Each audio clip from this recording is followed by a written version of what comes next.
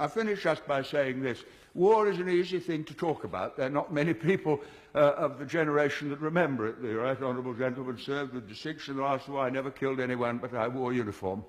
But I was in London in the Blitz in 1940, living in the Millbank Tower where I was born. Some different ideas have come in since. And every night I went down to the shelter in Thames House. Every morning I saw Dockland burning. 500 people were killed in Westminster one night by a landmine. It was terrifying.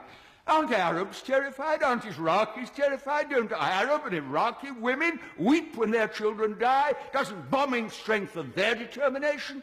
What fools we are to live in a generation for which war is a computer game for our children and just an interesting little Channel 4 news item.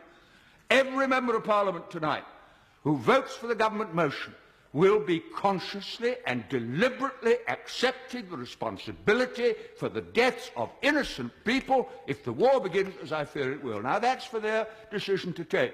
But this is a quite unique debate in my parliamentary experience, where we're asked to share responsibility for a decision we won't really be taking, with consequences for people who have no part to play in the brutality of the regime which we are dealing with. And I finish with this. On October the 24th, 1945, and the former Prime Minister from Bexley, Old Sidcup, will remember it, the United Nations Charter was passed.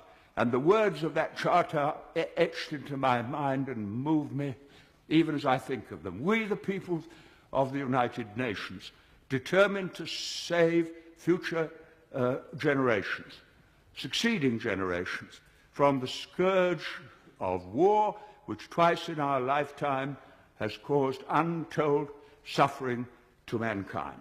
That was the pledge of that generation to this generation, and it would be the greatest betrayal of all if we voted to abandon the Charter and take unilateral action and pretend we were doing it in the name of the international community. And I shall vote against the motion for the reasons that I've given the House.